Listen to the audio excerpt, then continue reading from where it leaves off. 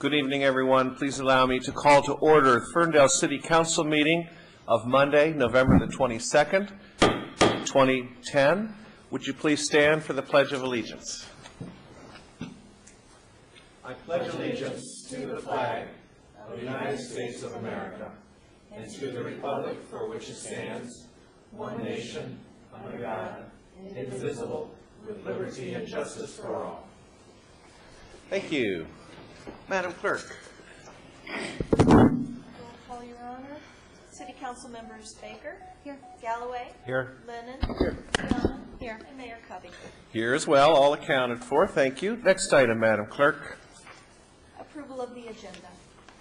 All right, any requests, changes, tweaks for the agenda tonight? And I did ask Mr. Brunner about the neighborhood stabilization project, and he's going to report on that during his call, so that is not on the agenda tonight. Any other changes or a motion to I would move to approve the agenda as presented. Second. Very good. Motion made and seconded, Baker and Piana, to approve the agenda as is. Madam Clerk.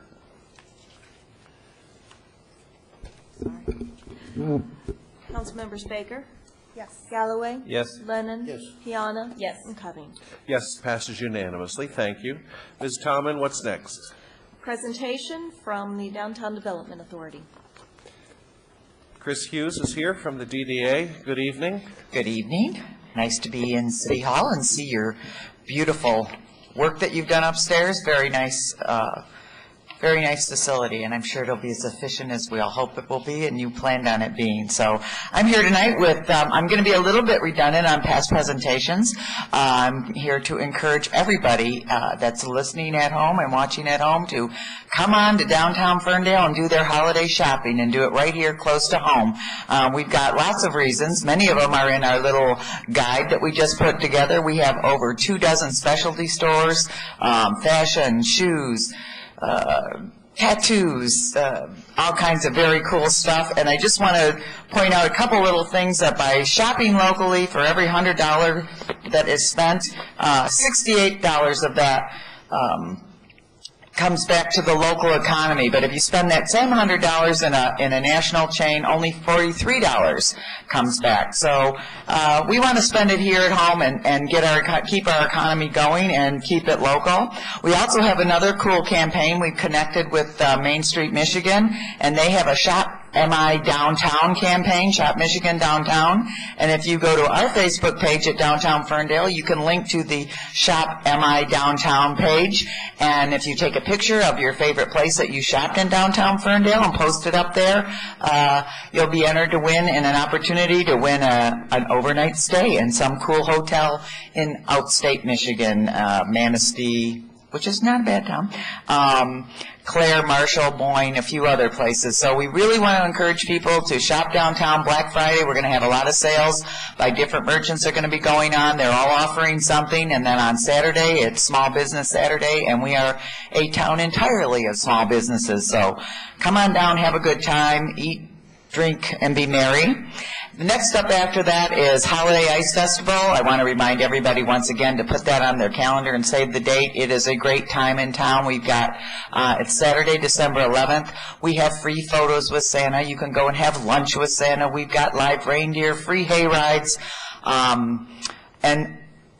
ice sculptures, very cool ice sculptures, probably at least 50 of them carved by a world champion, and they are very cool. She does a great job, and we're very proud and honored to have her do our work, because it's really, I've seen a lot of ice shows, and we have by far one of the top-notch ones in the region. Then the following Thursday, which will be December 16th, and I know I'm reaching out there a little bit, but I just want to remind everybody to come on down for Merry Midnight Madness, and that's late night shopping. You can always get all this information at downtownferndale.com. Give us a call at 248-546-1632. And that's all I've got to report. We're just gearing up for the holiday season. What time on the 11th, Chris, do things happen in terms We start with the pancake breakfast with the Rotary at 8:30. From 8:30 till 11 they're going to run. We're going to get Santa to Schiffer Park to start greeting the kids at 11 to noon. He'll be there. The live reindeer get there at 11. We'll have the ice going all day long, and it's going to go until we're going to have a tree lighting this year. So the Community Foundation is working with us, and we're going to light a Christmas tree in Schiffer Park. Or we're going to light a tree. We're not sure which one yet. What time do you know that is? It's going to be at 6:30. We'll turn the lights on, All right. and we'll have singing and all that fun stuff. I'll have more later, but it's still coming all together. But they'll get together. Well, we won't have a council meeting till then. And where's the pancake breakfast, did you say? It's at Blooms by JR Designs. The rest of it is all downtown headquarters. The North Pole is at Schiffer Park, which is at Planavon and West 9. Right, so Jerome will be flipping. He'll be flipping those pancakes along with a few other Rotarians. So it's a good way to start the day. Thank you, Chris. We'll keep you fed and happy all day long. Thank you. Have a good holiday. All right.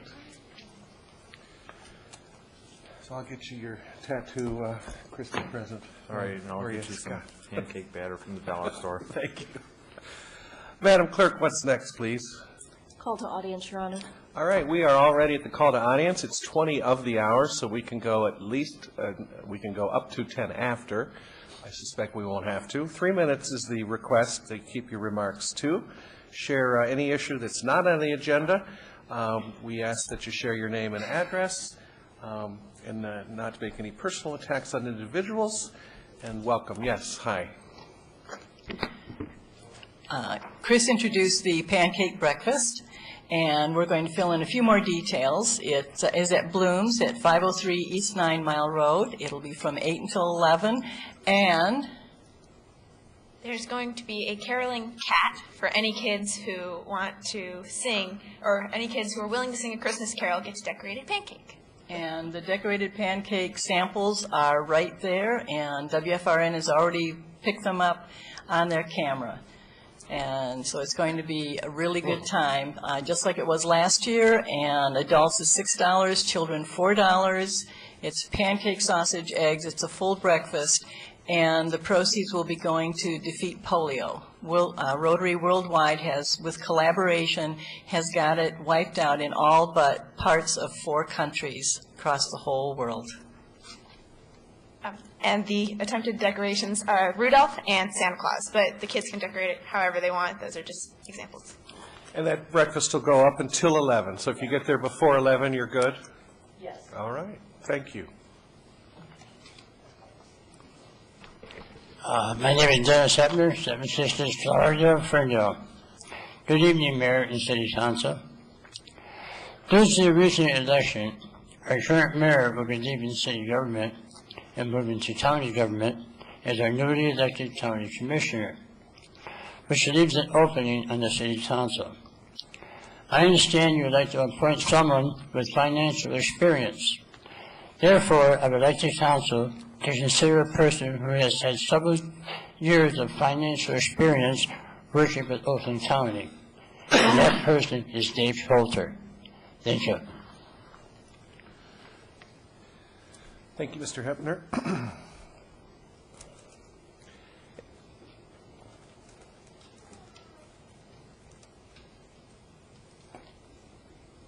Hello, Council. My name is Ron Elwart.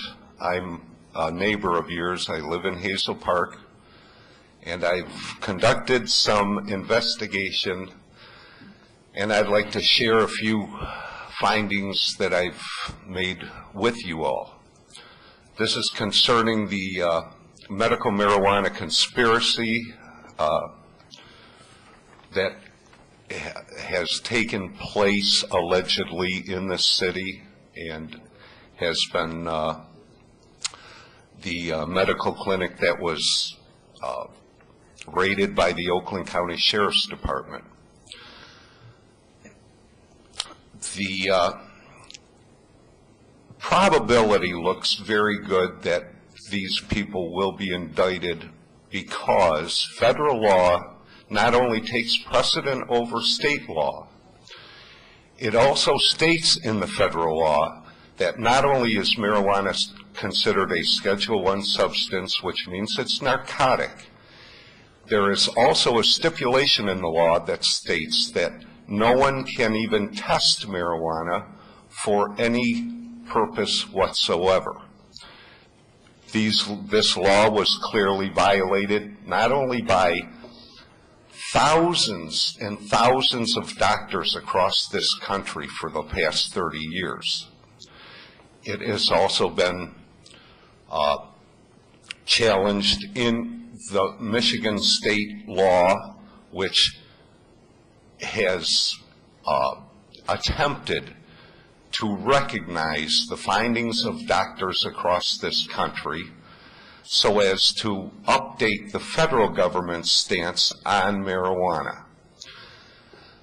Now, the fact that that clinic was approved by City Council was also approved by the police department, the way I understand it. If that clinic and those members are indicted, council has a chance of being indicted also, as those people were simply following what council had allowed them to do. Had the Oakland County Sheriff's Department been prudent in attempting to do something about this, they would have actually brought charges against all the doctors in this country who initiated the reform of the marijuana laws by all of the states. But the Oakland County Sheriff's Department and the prosecutor's office realized that the doctors have the evidence, which clearly shows that there is medicinal use. Barack Obama was elected basically on a platform of change. I can assume that council has attempted to enact a change in the way the federal government views marijuana. Now, we are at 3 minutes. If you could wrap up your thoughts, I appreciate that, sir. Okay. Thank you. Now, since Barack Obama has failed to acknowledge the findings of the doctors of over 60% of all the states in the country that he claims to represent, he may be derelict in duty in not addressing the issue of the possibility that marijuana does have some medicinal purpose.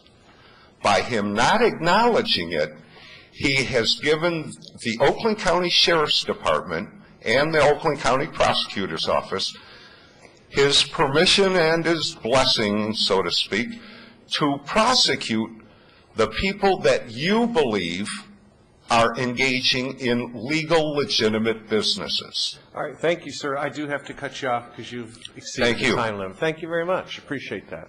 I'd recommend that you consider filing charges against the federal government on behalf of the people of the state of Michigan. Appreciate your comments, sir. Our city attorney works with us on a regular basis. Thank you. Thank you. Actually, I think President Obama has directed his federal Justice Department not to prosecute medical marijuana issues in the states where the voters have decriminalized it. So, all right. Righto. It is a local problem. And Mayor, it's a pleasure to see you, sir. Mayor Jack Lloyd. It's a pleasure to be here. I want to welcome. I appreciate being here. Thank you for the opportunity. Happy holidays and happy Thanksgiving from Hazel Park to our lovely city of Ferndale. Just want to say that and wish you best of luck on the county commissioner seat, and wish the council and everything they do happy holidays. Tomorrow night is our kickoff for the holiday season for our annual tree lighting ceremony to light up Hazel Park, so call. It's going to be at the Ice Arena, and it's at 6:30. And this year, the Shriners are putting on an event at the racetrack at 6 o'clock, and they're going to have the Clydesdale horses take the people over there. They have a lighting ceremony over there, and it's going to coincide with the Hazel Park lighting ceremony. This year we have the MC is going to be the Erin Cummings from Detroit's 187.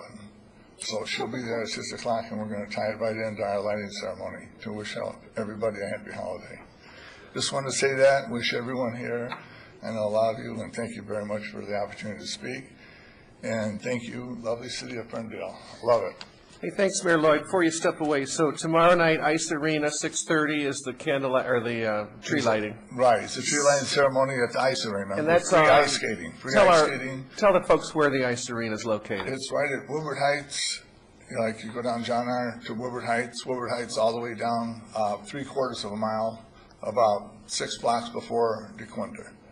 Very good. And Erin Cummings is coming from Detroit's 187, and she's going to be the Grand Marshal for the kickoff for the Shriners lighting ceremony there, too. They're going to be leaving right from our ceremony right over to theirs. And do you have a council meeting tomorrow night? No, that will be our council meeting then. Well, that's for us. So we put we have one council meeting this month, one council meeting next month. All right. So happy holidays, and thank you very much for all you've done for us. We certainly appreciate it. Well, on behalf of the people of Ferndale, please take our wishes back to our sister city in Hazel Park. Happy Thanksgiving to y'all. And thank you so much. Thanks, Mayor Lloyd. Have a nice holiday. All right. That was very nice. Anyone else? All right, we are then going to move off of the call to audience and move to the consent agenda, Madam Clerk. Consent agenda item A, approval of the minutes of the regular meeting held November 8th, 2010. Item B, approval of the listed accounts to be charged as a lien against the respective properties and to be collected as special assessments with the December 1st, 2010 tax roll. Item C, approval of the 3-year fee proposal of $65,880 of Hydro Designs in Troy to provide inspection, re-inspection services under the city's cross-connection control program, and to charge the expense to the Water Sewer Fund contractual, and to approve the service agreement by and between the city and Hydro Designs. And finally, D, approval of the bills and payrolls as certified by the city manager to be paid subject to review by the Council Finance Committee. Well done. Any items folks wish to pull for further consideration? If not, a motion to adopt the consent agenda? So moved. Support. Motion made and seconded. Lennon Baker to adopt in its entirety the consent agenda. Discussion? Madam Clerk. Councilmembers Galloway? Yes. Lennon? Yes. Piana? Yes. Baker? Yes. And Mayor Covey. Yes, as well. That passes unanimously. Next item, Ms. Tallman. Regular agenda item A, consideration of employment agreement with Chief of Police. Collins. Mr. Bruner. Thanks, Your Honor. The City Council made a probationary appointment of Captain Collins to Chief of Police back in August. I brought forward a employment agreement for the Council's consideration on October 25th. The Council discussed some changes to the employment agreement at that time and postponed consideration until this meeting. So since that time, the cost of living adjustment or COLA pay has been removed from the employment agreement. Although a salary reduction was discussed at that time, there was no consensus reached, and it's the same salaries from last time is presented for your consideration this time. I've also included a table showing the total cash compensation as was requested, I think, by Councilmember Piana at the last meeting. What it shows is that the cash compensation represents about a 9.7% increase for Chief Collins from what he was actually made in the last calendar year, and it's about 7.7% less than what Chief Kitchen made in calendar year 2009. It's also worth noting that the health and prescription drug benefits for all non-union employees citywide have been reduced, and that is incorporated into this agreement as well, so that represents both a reduction for the chief as well as a cost savings to the city. Thank you. Let's start with requests for information. Does anyone have any questions for City Manager? I have just one, Mr. City Manager. During the past year, I think some of our department heads and appointees and non-union folks took a pay cut. Is that accurate? That's correct. All non-union employees' salaries were reduced by 5%. And what about any appointees? Did they have any salary reductions? Yeah, myself and the city clerk are both included in that.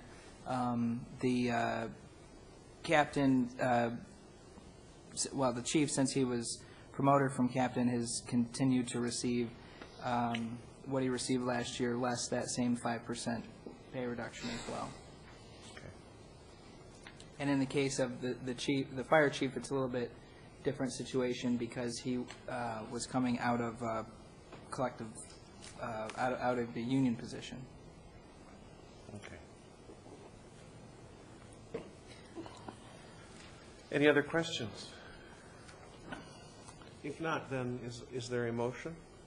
I would move that we approve the employment agreement between the city and Timothy D. Collins for the city of Ferndale's police chief position. Support. Motion's been made and seconded, Galloway, Piana. Any discussion? I just have one comment, and that is, again, it's nothing against the chief. I think he's doing an absolutely excellent job. I just have trouble voting for a 9.7% pay raise when all other employees are taking pay cuts and other department heads are taking pay cuts, and we're asking our unions to take a 5% pay cut. Beyond that, everything looks good. Well, you know, and I agree, it is difficult. We did remove the COLA, but for the same token, the chief is doing double duty now as the captain too. So Exactly. it is hard to vote for it. Yes, it is. It's going to serve a lot of money, and I've been very supportive of the FPOA, and I'll try to continue to work with them and get through this. Sure. And I do recognize an incredible amount of work and an incredible, Right. good job that the new chief is doing. Mm-hmm. Any other comments? Yeah, I wanted to concur with Mike Lennon that I actually think this is a fair and reasonable pay, considering that he is taking on the double duty, and he is making less than the former police chief. So I feel it's fair and just at this time, albeit it is a lot of money. But I think it's average out there for a police chief. Police chiefs make. All righty. Any other comments? All right, Madam Clerk, roll call, please. Council members Lennon, Yes. Piana. Yes. Baker. Yes. Galloway. Yes. Mayor Covey. No, it passes, however. Madam Clerk, next item. Regular agenda item B, consideration of employment agreement with Fire Chief Sullivan. Mr. Bruner. Thanks, Your Honor. Similar situation here. Fire Chief Schmidt retired. Captain Sullivan was promoted to Chief of the Fire Department in August. We worked out an employment agreement that was presented to the council on October 25th, and then consideration was postponed until today. One of the things that we talked about at the last meeting was that the potential, since the captain position in the fire department is a union position, unlike the police department, Chief Sullivan is actually going from a union position where he was paid overtime to a salaried position where he will not be paid overtime. And there was some concern, both on his part, my part, some of your part, that his actual total cash compensation in the last calendar year was somewhat less than was being proposed for his compensation as chief. Since that time, I went back and I looked at the total compensation package that was provided to Fire Chief Schmidt and realized that the city was contributing 2% of Fire Chief's salary to a 457 deferred compensation plan. That was a benefit that the council granted in 2008.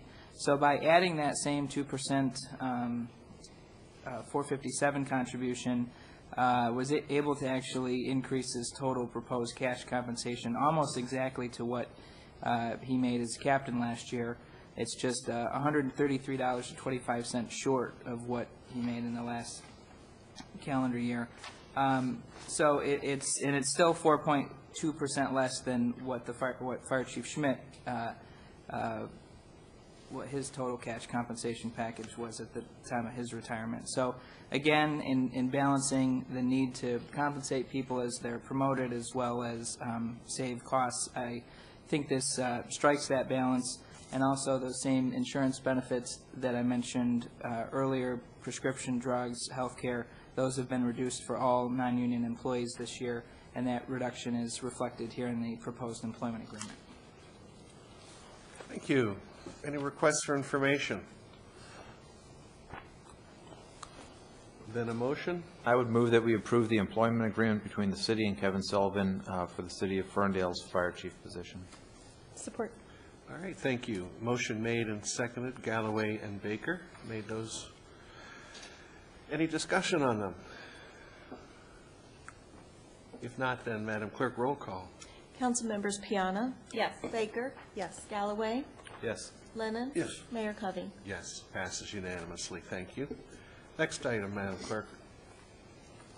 Regular agenda item C, consideration of filling reorganized city hall positions. Thanks, Your Honor.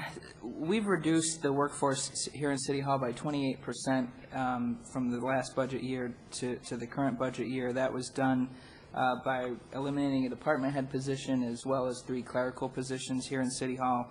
We've reorganized both City Hall staff and our space to perform our duties more effectively and efficiently. However, there are 3 positions that were vacated under our voluntary separation incentive program that I believe need to be refilled. And the council adopted what we call a flexible hiring freeze in the past, which requires the city manager or department heads to ask for permission to refill those positions. So what I'm proposing is a reorganization of what we currently know as the personnel technician position, the community development director position, and the administrative assistant position. And I've provided the council with a more detailed report on the reorganization and the rationale. So I'll just hit the highlights at this point and say that what I'm proposing with the personnel technician position is actually upgrading it a bit in terms of giving it some more executive management duties in terms of human resources and labor that is currently on the plate of the assistant city manager, because the assistant city manager has taken over oversight of both the assessing contract with Oakland County as well as our treasury operations now that we have eliminated the assessor treasurer position. And as is outlined in the memo, there's a lot of a lack of clarity because of our decentralized personnel function and the many people that are involved. And I think reorganizing the position in the way I've outlined in the memo could really help the city save money. 75% of the city's costs are personnel costs, and having somebody focused exclusively on managing those costs could really help pay for itself. The community development director position, I'm proposing adding economic development duties to that position. The council has at several points over the last year talked about creating an economic development position. We had created it at one time and began the process to fill it, but then realized that expenditures were going to exceed revenues in the last fiscal year, so it wasn't filled. I've talked to many of the organizations that are involved in economic development here in the city, looked at how other cities divide up these responsibilities, and I think this is the right answer for Ferndale right now, that we have the opportunity to recruit somebody new into this position and look for someone who can fulfill both the community development and economic development roles. And then finally, the administrative assistant position in the city manager's office has been a key position here in City Hall for a long time, and I believe it will continue to be a key position. With the creation of the human resources and risk manager position, some of the risk management duties that the administrative assistant is currently filling can get shifted to that position to free up some capacity for the administrative assistant, what I would now refer to as assistant to the city manager, to assist department heads in performance measurement and other special projects as we try to reorganize the city government and achieve some of the goals and objectives that the council has set out for us. So I don't anticipate that this is going to cost any additional money. These are 3 positions that were already budgeted for. I'm proposing reorganizing the responsibilities, but don't anticipate that it's going to cost any more.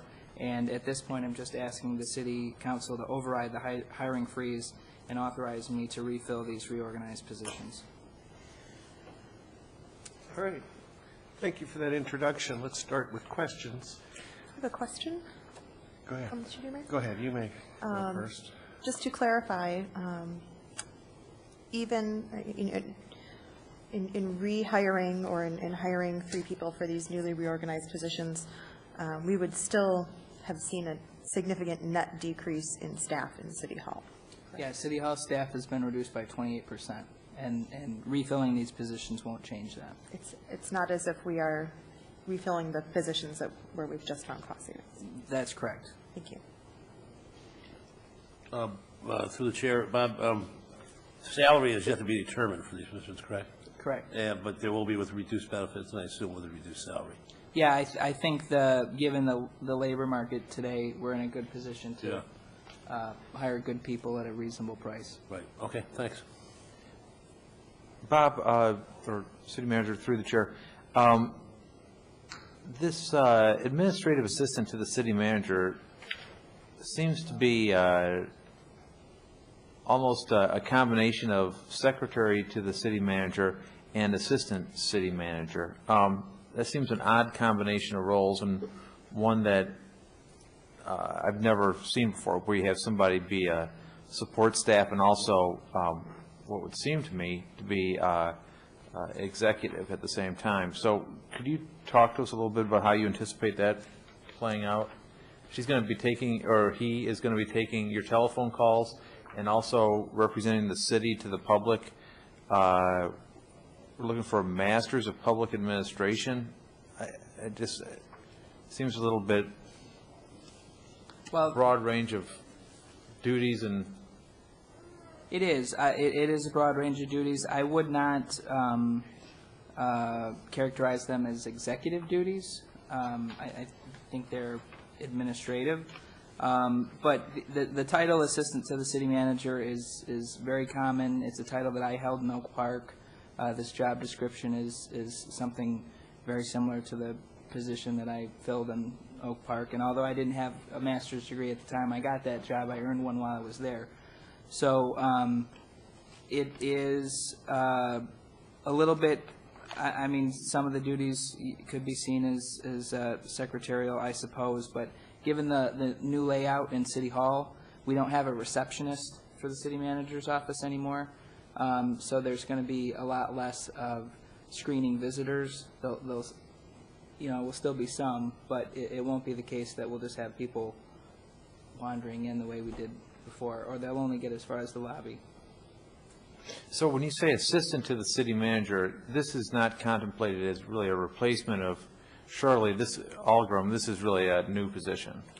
It's a little bit of both. It is a replacement. Some of her duties are being reassigned in other parts of the organization. Some will stay in this position, and but my goal is to free up some capacity in that position to do more higher level administrative duties, such as assisting department heads in performance measurement activities, which is going to be something new to the organization, and something that is going to take some time and effort with those involved to get started.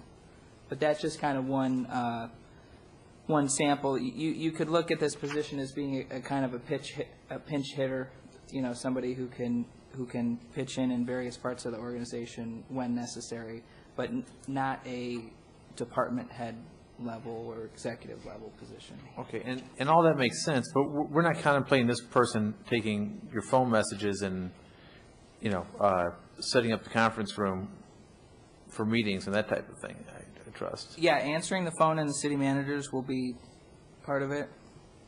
And we need someone with a master's and a year of experience in research, budgeting, or management. I mean, Not for maybe you that. can get somebody like that. You know, I have lawyers who've been practicing for 10 years applying to my office for unpaid internships, but I don't know. Is this, I mean, is this a similar position that you have? Yeah, I think we'll get Other 200 cities? applications for this position. All right, well. I have follow-up questions, though, that relate to what Councilman Galloway is saying, because he does talk about keeping your calendar, answering the phone, doing checking grammar and typing letters. But it also talks about the ability to coordinate all elements of a special event. So what would that mean, do you think? It might be a citywide training event, something that doesn't clearly fall within some other department to coordinate. Not like a special event like the Dream Cruise or something like that. More of a, perhaps some kind of Volunteer recognition every year? a volunteer recognition event, city employee appreciation event, those types of things. Okay, but also to do research and produce reports for the city council. It looks like the person would answer some of the questions that council gives to you. It talks about the ability to direct the work of others. So who would this person supervise? That would be on a kind of a project-by-project basis. If there was a specific project that other people were assigned to, this person might supervise them, not on an ongoing basis, but just as as-needed basis. It talks about preparing and assisting in preparing the annual budget and capital improvement plan. So that, to me, Councilman, seems like that's pretty high-end stuff. You'd have to have a master's degree. But you're going to have the master's degree person also lift and transport equipment? Well, that's just kind of standard job description stuff. That's not going to be a regular part of this person's duties, but the person will need the ability to do that. What sort of things would they lift? Sherilyn lifts and transfers stuff. Transport. Do you lift and transport things? Do I? She does after every meeting. I hold my laptop around. And your big box. My big box, yeah. Files and lug stuff to the basement. Files. Sure, of course, and I Yeah. did that too. When I was the CEO, I lifted and carried things too. But I didn't have to check other people's grammar. And then skill in presentation and public speaking. So when would this person be presenting and publicly speaking? Well, again, it depends. This person might be called upon to give a presentation to the city council about the city's performance measurement program, other special projects that the person in this position might be working on. This person could be called upon to be a staff liaison to a board or commission, such as the Environmental Sustainability Commission. Okay. And then they're going to prepare all the press releases too and deal with the media? Not necessarily prepare them all, but they may be involved in that. Well, it's in their duties. Coordinate public relations efforts by preparing news releases and other external communications. They're also going to evaluate, pursue, and administrate grants.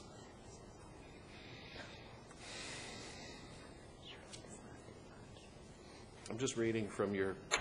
Yeah, well, they may not do all of these things simultaneously. All right.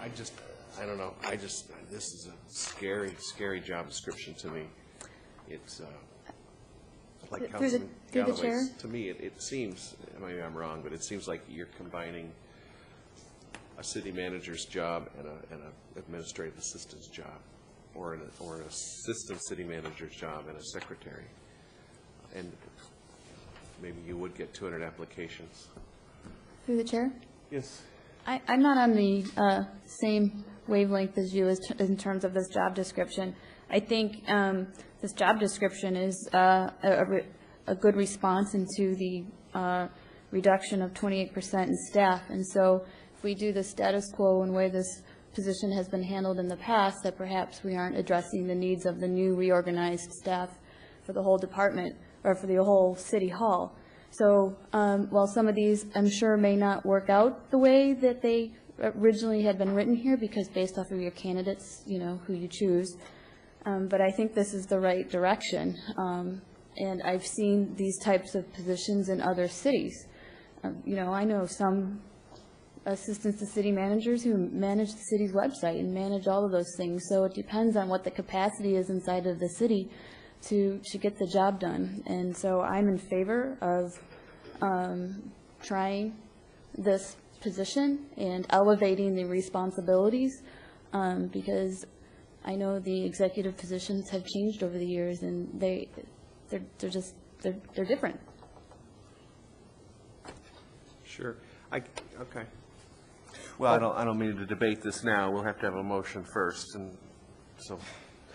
Well, just, I have one further request. I mean, the way we envision upstairs working is, you know, once we get all the dust sort of settles, and is that we have a secretarial pool or admin pool, and those people, I would assume, would be tasked more, you know, more often with answering phones than somebody with a master's degree and a year of experience who's working on some aspect of the budget. We don't want that person answering routine phone calls, do we?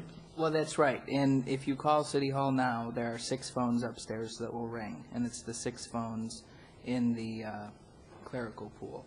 The city manager's office has a separate and distinct phone number from the general City Hall phone number, and that phone still has to ring somewhere, whether it's in the clerical pool or at the assistant to the city manager's workspace. Okay, but this person, this isn't considered a frontline person, is it? It's not as frontline as the people that are working the counter, but it's still going to have a higher level of contact with the public than most department heads or the city manager. But, I mean, this job description is really someone with, you know, is an assistant city manager with some clerical responsibilities rather than a clerical position with administrative. Well, let me put it this way. When I was the assistant to the city manager in Oak Park, I was never in charge. I was not the second command. I used to joke that I would be in charge after the last crossing guard left town.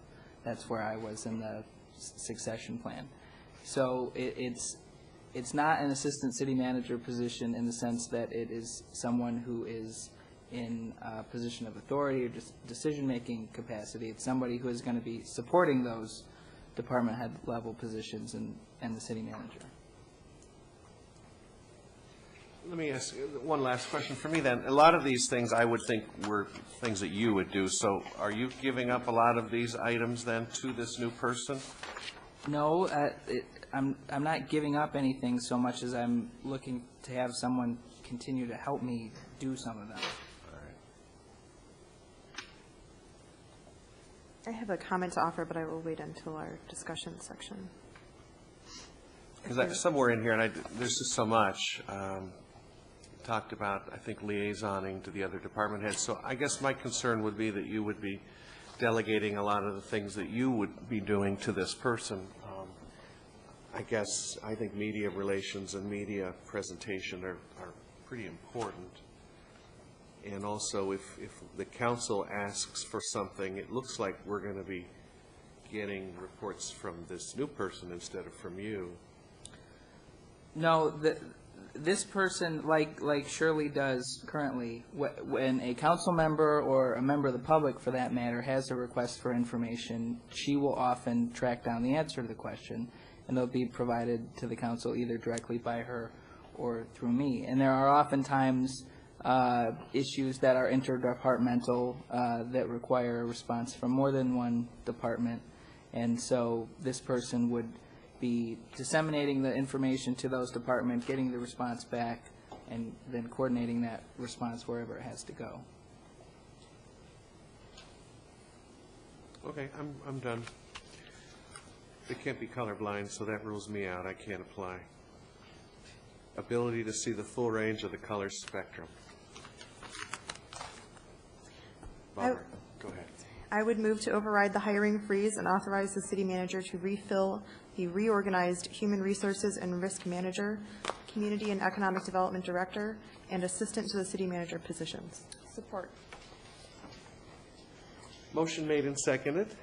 Any comments or thoughts?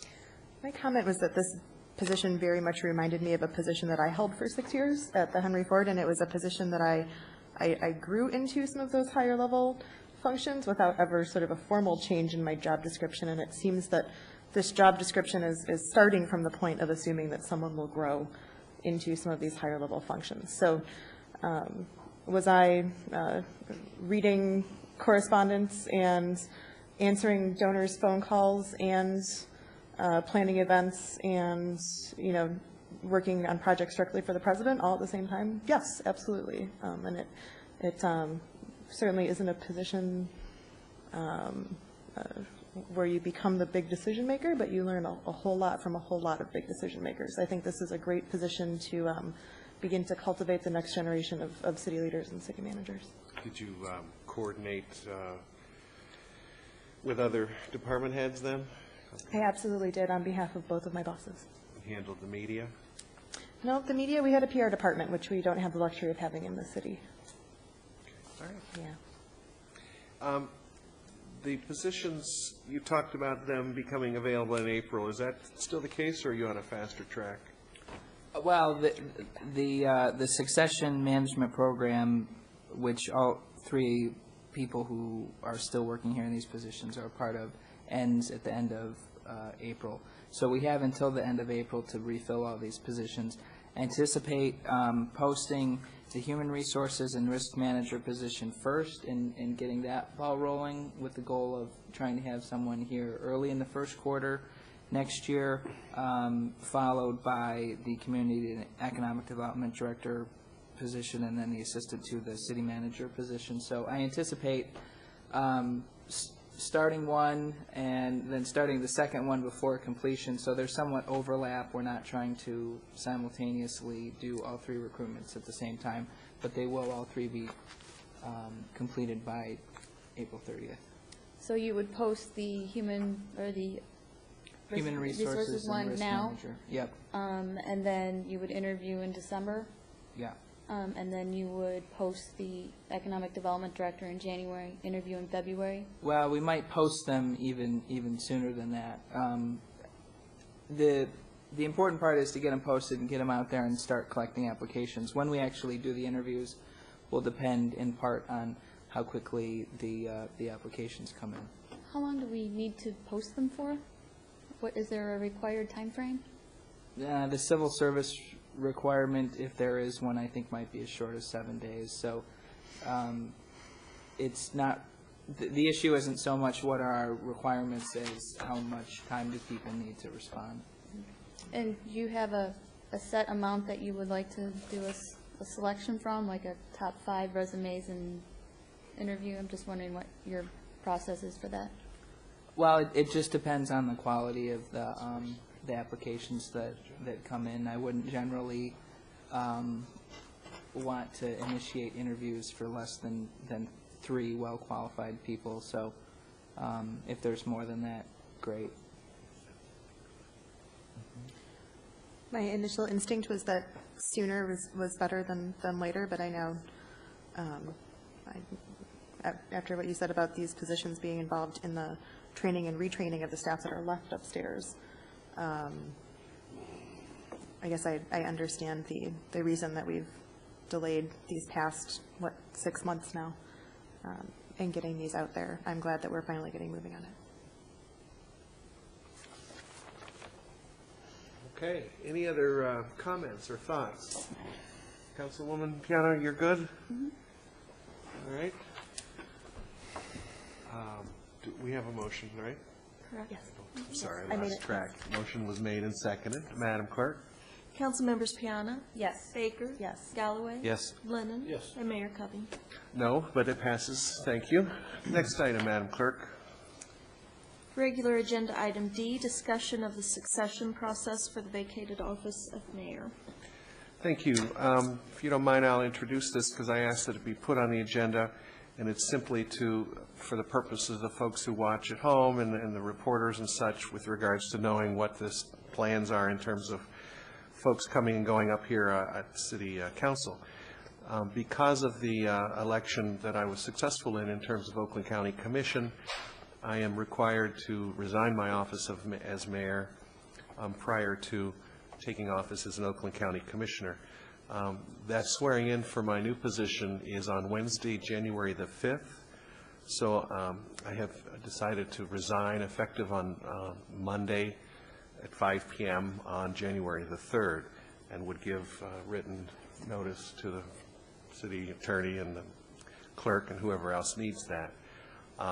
That leaves the Mayor Pro Tem the ability to have a week before the next council meeting, gets us through the new year. So that was my plan. I did check with the city attorney. He's okay with that as well. And I thought perhaps then the city attorney could explain what happens after that in the vacancy, in the sense of the vacancy of the mayor. Certainly, Your Honor. As set forth in my correspondence that I provided to you and council, in light of your election, you will, it's my understanding, take the oath of office as county commissioner on Wednesday the 5th, and now the date of your resignation is going to be January 3rd. That will create a vacancy in the office of mayor, and under the city charter, a vacancy in the position of mayor, the mayor pro tem would serve for a period of 30 days. The charter also provides that the council would have the authority and responsibility to appoint within 30-day period of time a replacement for the vacancy of mayor. That could be, but is not required to be, the mayor pro tem. And it could be, but is not required to be, a member of council. A question that I anticipated some on council might want answered is the issue of how long that appointment would last, and given the next regular municipal election being November 2nd of 2011, that would be the term of the appointment. So the electors of the city of Ferndale would elect a new mayor at the November 2nd, 2011 election, general election, for a new term of 2 years. The process for council to consider and deliberate upon a possible appointment for the position of mayor is completely up to council. There is typically you may wish to consider having a notice of vacancy provided, perhaps requesting information of interested candidates, having such information that they believe would be relevant for your consideration forwarded to the clerk's office, and you could really do that or request that notice of vacancy be published or posted. You could have that undertaken really prior to your resignation. The question as to whether or not you wish to interview potential candidates is also completely within the discretion of council. I did provide for your information a copy of a motion from back, I think it was 2001, when council did pass a resolution for a 6-month process associated with a replacement process. It involved a period of notification to be notice of interest being submitted to the city. It set forth a proposal of special meetings for consideration and deliberation upon interested candidates. That, again, may be something that you wish to consider, and it may be something that if you get ahead of the issue, you may not need to schedule special meetings, and may decide you don't want to have interviews at all. That's completely up to council. All right. Thank you for that introduction. And again, the whole purpose of this was so that folks would have knowledge of the process and what people were planning. Council or Mayor Pro Tem Baker, is there anything you'd like to share or add? I actually have a suggested process, if we might be comfortable talking about that for a little bit. We have the luxury of some planning time, which I know the last few times that we've had to make appointments up here, it has been for much less happy reasons than someone moving on to a higher office. And that 30-day timeline has required, as the city attorney said, the scheduling of special meetings. And I put together a suggested timeline that would allow us to hold interviews, if we so choose, at our regular meetings, so that things are a little bit more public and people can see what's going on. Just trying to be as transparent as possible. And my suggestion, I know that we've talked about what type of application we would like to see, and we do have a great application template that the city clerk's office put together for us a year or two ago for our boards and commissions.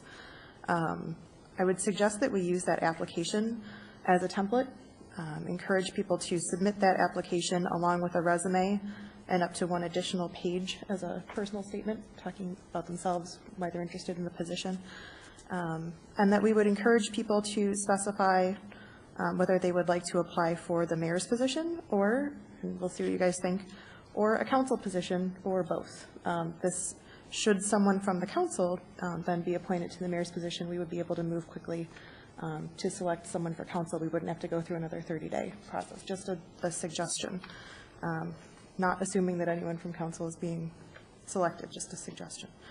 I think that the interview guidelines that were laid out in 2001 about interviews being 20 minutes with opening and closing statements makes a lot of sense, given our sort of the times in which we allow for public comment. Did you say how long? 20 minutes 20. Shall not exceed 20 minutes is what it was in 2001. You made the motion, sir, in 2001. Do you remember that, Craig? Back on old July 17th, No, but good. 2001. Pulled those out. And then I was taking a look at our meeting dates, and if we can get this notice posted on the website, again, using that application that we already have, by the 24th, so before people leave on their Thanksgiving vacations, we could leave it open until the 27th of December. It would give people a whole month to send in applications, to think about what they want to write. We would be able to then call people for interviews on the first meeting of January, so on the 10th, and then select and appoint someone on the 24th. We would be well within that 30-day window since you're not leaving until the 3rd. That would mean that the new person's first meeting would be on February the 7th. That's excellent, very well thought out, and I appreciate that. And I'm going to step back and not even speak on that because it isn't I don't think it's my duty. I think it's up to the four council members to decide that process. But I certainly give you kudos, Mayor Pro Tem, for not only doing the research, but I think transparency is so important, and so the voters and the residents, they know what's coming. And, absolutely. And, there is confusion out there. People already think I'm not the mayor. Other people, don't know when anything is happening. People have been calling me mayor since the primary, and I keep reminding them, no, he has to win the next election, and then he has to be sworn in. It's all good.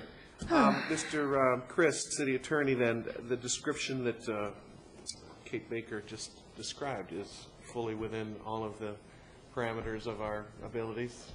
Yes. All right. Through the chair, can I just reiterate what I heard? So November 4th, we put out the application. November 24th. November 24th. By Wednesday. Yes. By Wednesday. December 27th is when the deadline is and when they're in. January 4th is when we... January 10th is our meeting. Sorry. Okay. And then the first meeting in February is when the new appointee would take their seat. We would do interviews on the 10th, which is our first meeting in January. That would then allow us to make a selection and a public appointment on the 24th, which is well within that 30-day guideline. If I could just, do you intend to interview every applicant that applies? The reason for having the position close on the 27th of December rather than the 9th of January would be so that council would be able to take a look at the applications. And then would we need a special meeting in order to actually call people for an interview? Yes. Okay. Well, we could do that at the first regularly scheduled meeting We could have that as an agenda item, as long as we don't narrow the list in a non-public meeting. Right. Okay, right? Thank you. So I wasn't sure if you intended to narrow it down at the meeting of the 10th. That was a step that I had neglected. Thank you. Well, and again, the good thing is we have time, plenty of time to iron out those details. The overall thought process, I believe, though, is late November to late December, folks interested in possibly taking a temporary position as a council member or mayor may send in resumes, application. Early January, in an open manner, council, either at a special meeting or a regular meeting, can call the list down. I suggest you do. Narrow it down on the 10th. You might get 40 applications, Might. times 20 minutes each. But you could narrow it in a public meeting down to 4 or 3 or 5 or what have you, so. And we could then interview and appoint on the 24th, or if we needed to call a special meeting to appoint, we would still have a week. Well, I agree with Kate's process. I think it streamlines a little bit, and I can live with that. I have a feeling we'll probably get some media coverage. A few of our reporters are here in the audience. Does anyone think it's necessary to put an ad in the newspaper similar to the way that we post public hearings? I think it should be posted on the website. I mean, if Absolutely on the people, website. I can't imagine anyone who's interested in this job isn't aware that there's going to be an opening. Right. And frankly, if they're not aware that there's an opening, then perhaps they're not qualified for the Well, job. you're sure you're not paying attention. Yeah. So I think a notice on the website just describing the process or describing the contents of this agenda item and whatever action we take out of here tonight should be sufficient with a link to just use our regular boards and commissions and encourage people to supplement that. I think that's. And people could always come in to pick up an application as well. They wouldn't have to print it online. There's a couple of limitations, Mr. City Attorney Dan Christ. You have to be 25 years old. Correct. I believe you have to be a resident of the city for 2 years. And a citizen. A Of citizen. the United States. A citizen of the U.S. Do you have to be an elector, a registered voter? You have to be a resident of the city of Ferndale. That is the only requirement. Does not, in the charter, say that you have to be an elector. Okay, just a Well, resident. then again, if you're not a registered voter, then I agree with Scott. You're not qualified. But that's your decision to make. Legally, they can apply. Yeah. So 25 years of age and living here 2 years at least. And a citizen of the And United a States. citizen of the United States of America. All right. Again, I appreciate everyone sharing this information, being open. Any other, there's really no need to vote on anything. Yeah, do we need a motion? I can try and make one if you'd like me to. I don't know if we need a motion. No? You really don't. If you wanted to direct the clerk to send out or make the posting on the website, you could, but I think do that I think she seems- I think if you're in general agreement, the minutes will reflect that. Perhaps have it on next meeting's agenda, just as a reiteration to remind folks of what's up. And all right. Thank you kindly, then. Madam Clerk, if there's no other item on that, what's next on the agenda? Sorry. Next would be regular agenda item E, consideration of proposals from acoustical consultants. Mr. Brenner, are you going to introduce this? Yes, Your Honor, thanks. The council discussed the noise ordinance and potential amendments at a special meeting back on September 20th, and then formally considered those amendments at its September 27th regular meeting. At that time, rather than acting on those proposed amendments, the council directed staff to collaborate on the retention of a sound engineer to develop guidelines or point the council in the direction of resources to consider and to submit a recommendation for changes to the noise ordinance that may be non-sound pressure measurement based. The city attorney, police chief, and DDA director and I met following that meeting, talked about the discussion that had taken place at that council meeting, as well as the direction that had been given. And we really broke the process down into 3 phases. In terms of what a acoustical consultant might do for the city.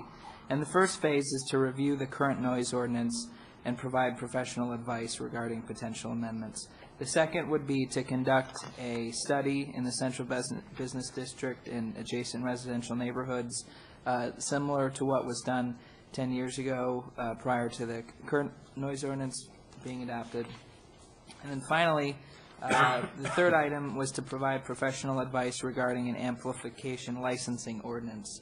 And this is a concept that we've talked about internally amongst staff. I don't recall specifically it's something that the council has talked about. But what this would require is that if a local business wanted to have any amplification equipment outdoors, they would have to get a license from the city, and the city could in that way regulate outdoor sound amplification and license it, and try to do it in such a way that would minimize problems in the future.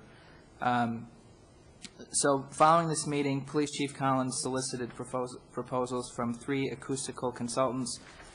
We selected 2 that are local to Michigan here, that the city has dealt with in the past in various ways, as well as the noise consultancy in New Jersey, which the city has also dealt with, or at least City Attorney Dan Christ had dealt with prior to the last noise ordinance amendments. And Mr. Zwerling, who is the president of the noise consultancy, is really kind of the national leader in this area. So the 3 consultants all responded to the request in different ways. Kalana and Saha, how do you say that, Dan? Saha Engineers gave a price for each phase, and you can see phase 1 is $2,500, phase 2 is $7,000, phase 3 is $3,100.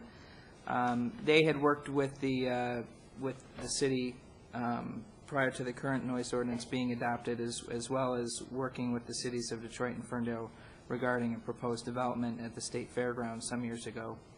Dieter Geis, who is a consultant who has consulted here with the Ferndale DDA more recently,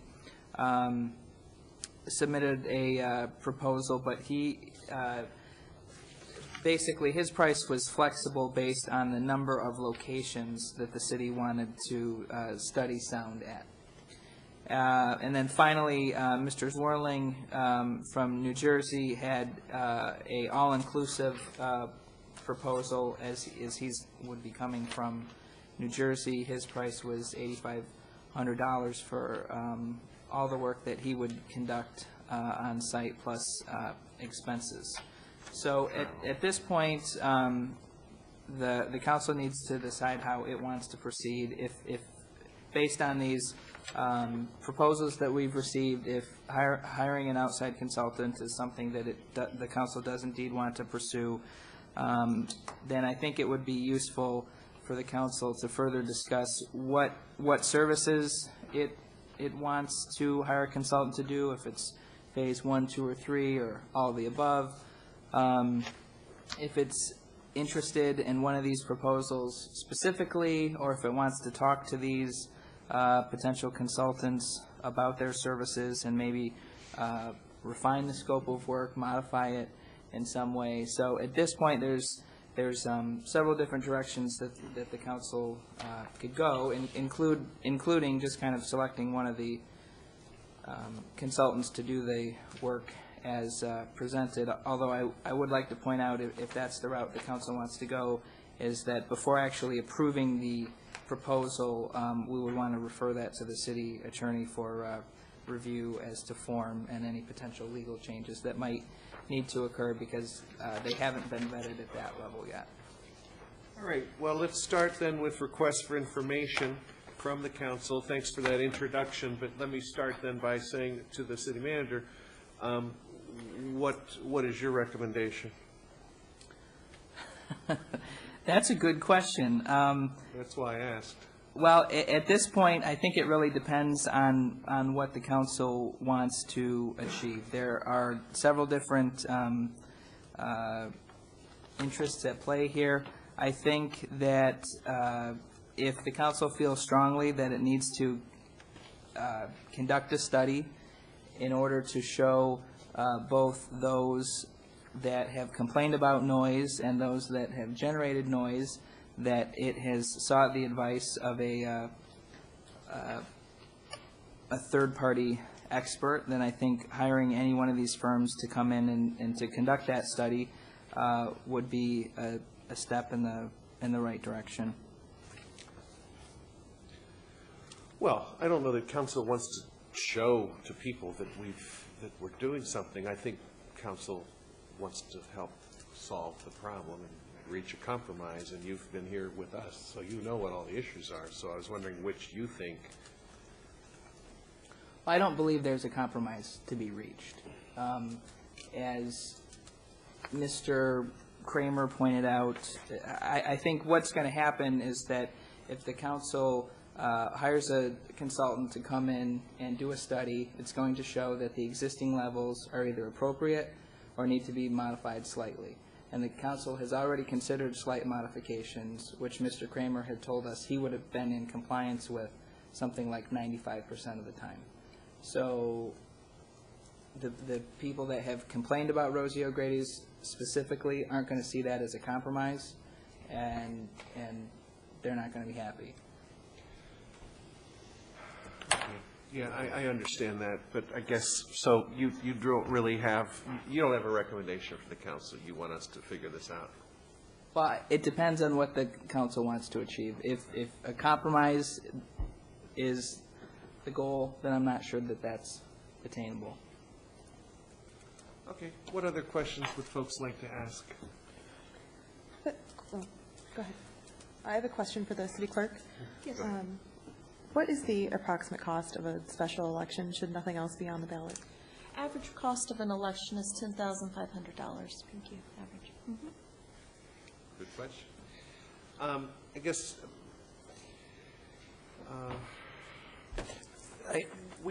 we did have a proposal that came to us a few weeks ago, and it had some different changes in numbers.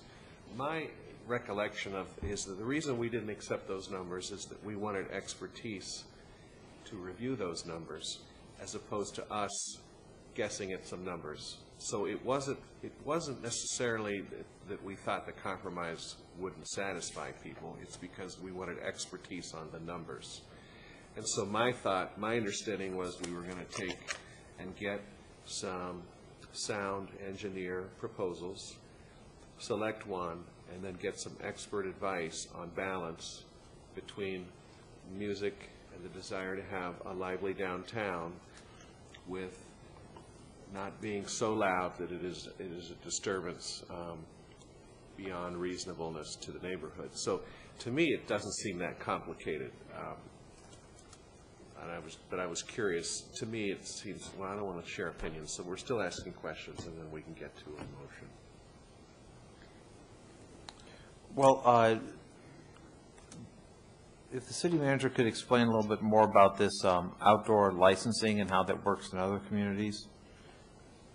I don't know that it exists in other communities. That's not something that we've researched further at this point. That was an idea that we came up with discussing it at the staff level, and that we agreed we would want an acoustical consultant to advise us on if the city was going to hire an acoustical consultant. Since we're in the introduction phase and asking questions, may I ask if the DDA director would mind coming up and just sharing her thoughts on the introduction of this item tonight? I had the same question. Thank you. Sure.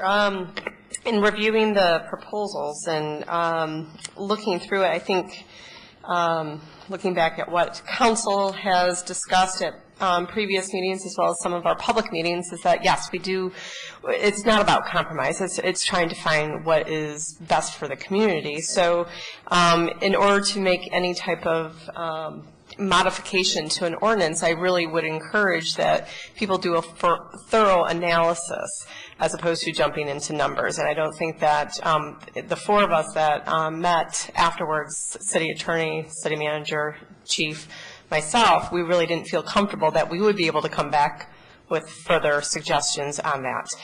We are not sound technicians by any means. Reviewing these proposals, I feel that any of them could do the job, definitely.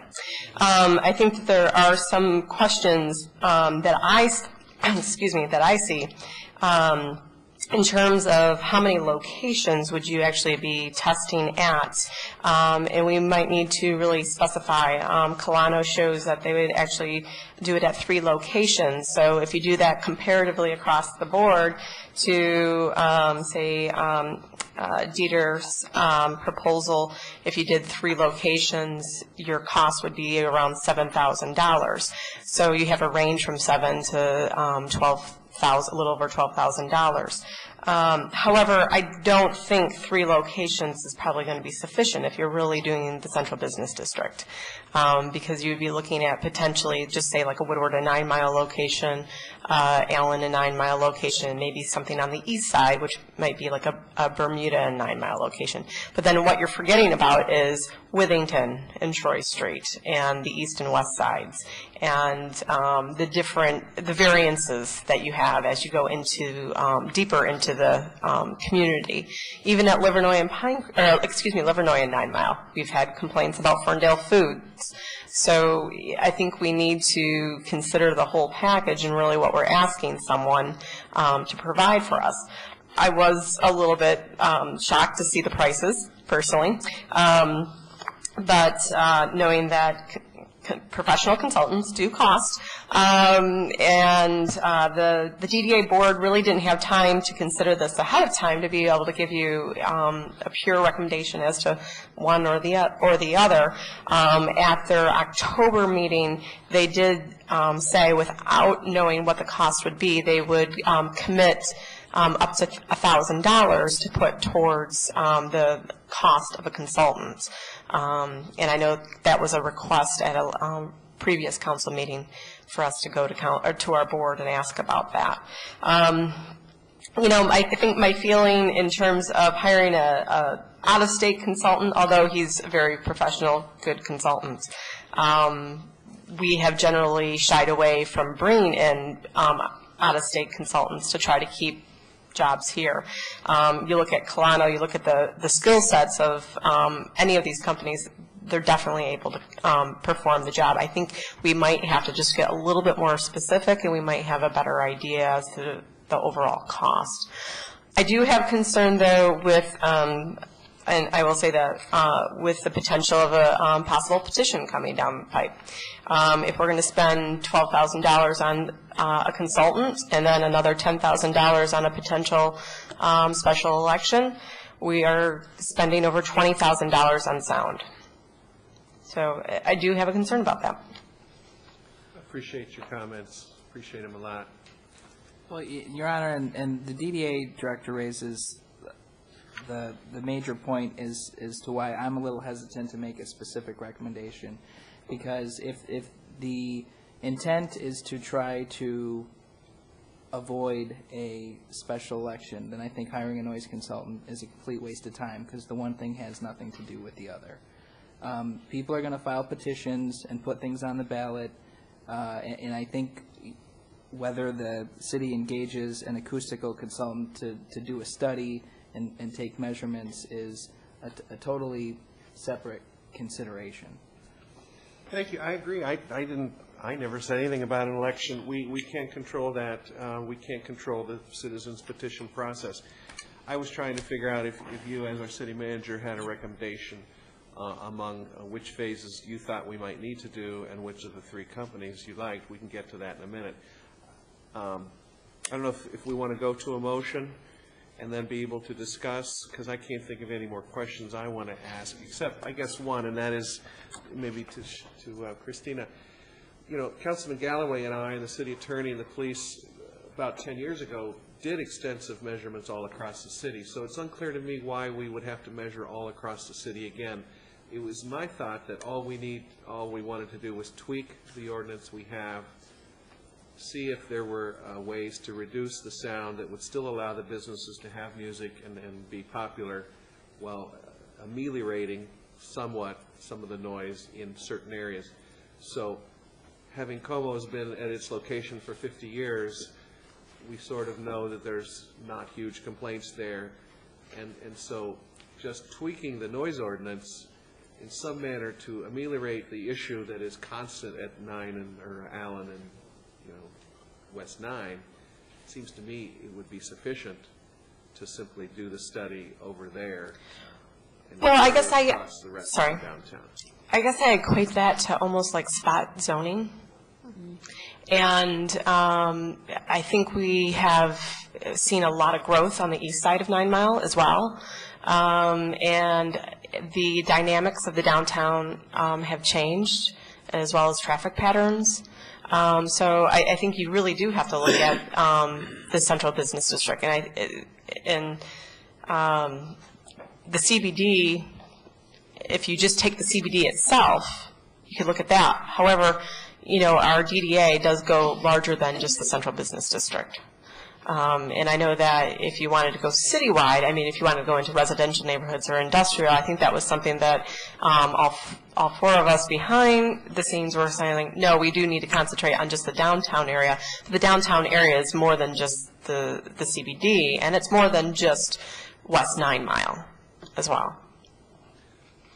I understand, but wouldn't changes that we make based on measurements and study of that problem area, once that was then incorporated into the broader noise ordinance, would carry out throughout the city? How is that spot? Well, because you're getting base levels. Because what you're testing for are those base levels, and that was the original premise of why we did the testing almost 10 years ago, is to create that base level, find out what that is in order to be able to make the best judgment as to what levels we set the sound measurements at. So I understand what you're saying, that, you know, maybe there is like a threshold, but I think you do have to really weigh what's happening in different areas. I don't think that would be a thorough enough process only to do it in one area, personally. So. I have one question. Sorry, Christina, for you. Sorry. Some of the 3 different contracts that we have, some offer recommendations to actually rewrite or do ordinance work, and then some don't. What level of service do you think the city needs in that regard? I think that was the discussion that we really needed to have some, first off, once a look at our existing ordinance as it is. One, they need to understand what is the existing ordinance. But then with the sound measurements, you would want to have a professional be able to give you the best judgment in terms of how do you set your sound levels. And are there other things that are happening currently within the industry that, you know, almost 10 years ago wasn't happening? And then if you're looking at a permitting process, then that's something definitely new that you would want to have, I think, professional advice, not necessarily just administrative department head advice on. All right. What's the pleasure of council?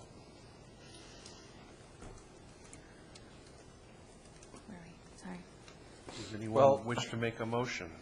For me, I guess, as I've sort of thought around this whole issue, it seems to me that Phase 1 and Phase 3 are the most important. I think we've done enough studies, actually, on the sound, or we have the equipment to do that ourselves, and I'm not sure that measuring the sound, especially when it constitutes more than 50% of the cost, is money that I think is well spent, but rather perhaps suggestions as to how we could improve the current sound ordinance, or perhaps come up with something entirely different with the outdoor amplification licensing ordinance, I think is more likely to result in some sort of objective standard that the establishment owners can clearly meet and the police department can easily monitor. And I share the concerns. I think as long as we have a CBD, there's going to be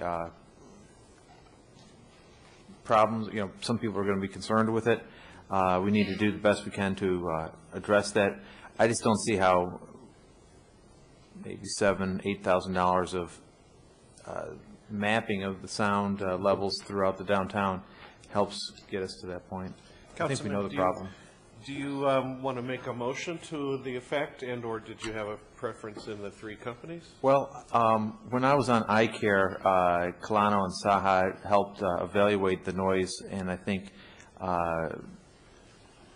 You know, my perspective on their report back then was that it was geared toward, you know, best interest of citizens you know, I don't know, unfortunately, too much about Dieter Geis or the other, the noise consultancy, but I felt like Kalana and Saha were objective, at least, if not favorable to concerns of residents. So I would move that we accept the proposal from Kalano and Saha Engineers Incorporated to conduct Phase 1 and Phase 3 of their proposal. I'll support it because I have a question. Thank you. That motion was made and seconded, Galloway and Baker. Go ahead, Councilwoman. There was an assumption built into Scott's motion that we, either as a city or as a DDA, have the necessary equipment to take accurate sound readings should we need to. DDA Director and Police Chief just stepped out. Well, we can start with Christina. Is that a correct assumption? Do you know? Well, we don't have the equipment. I have a little app on my iPhone, but that's not necessarily the type of equipment that you need. But I am not sure of the level of equipment that the police department has. I'm not sure if you know, They do. Mr. Chris. The police department does have acquired a sound meter that measures both the A and C weighted noise levels, but the chief can specify the model, I'm sure. Chief, my has that app as question, well. he has the app on the phone. My question was that in Scott's motion, he assumed that we, either as a city or the DDA or some combination, have the equipment necessary to take sound readings from certain locations should we need to. Is that a correct assumption? Yes, we have the ability to take sound levels. What they mean and how they're interpreted is the expertise that we were looking for, but we have the ability to take the actual sound measurements, both in the A weights and the C weights. Thank you. Thank you. What other questions? I just wanted to share, and I like your motion, Councilman, the second company, and the gentleman's name is Dieter Geis, has worked with the DDA before as well, and I've met him. He actually was one of the folks that helped deal with some noise issues at the Detroit Zoo and neighbors in Huntington Woods when they were having problems with the roaring of the dinosaur, the dinosauria. I think the lions and elephants were trumpeting aloud too. So somehow he helped solve that problem. But I like the idea of doing Phase 1 and 3. I don't think we need all of that. Anything else? Questions or comments, I mean? Through the chair, I'm a little skeptical that another licensing procedure is the right direction to go, but I think it needs to be explored as another option in bringing resolution to this, because I don't believe just the corner of Allen and Troy is what we're going to have experience with noise issues in the next 10 years. And so I see this study, whatever we do, has to fill our needs for the next 10 years as we continue to grow into downtown. It's just not fixing this problem at the corner of Allen and Troy. So I want to make sure that whatever we do in the contract that we go with actually has a broader view than just that area. So I don't know how they will perform the sound checks, because they have been just around those certain areas. And now we're into the winter months, and the outdoor cafes are no longer in operation. And so just those are my concerns by the reduced scope that Councilman Galloway has recommended. Well, if I could speak to that, I think at some point, perhaps we need to do a sound study, but I certainly think for this contract, unless we're going to delay implementation until the spring, I'm not sure what we're going to find out by doing a sound study now. We want it done in the summertime, I would think, when the stores are open.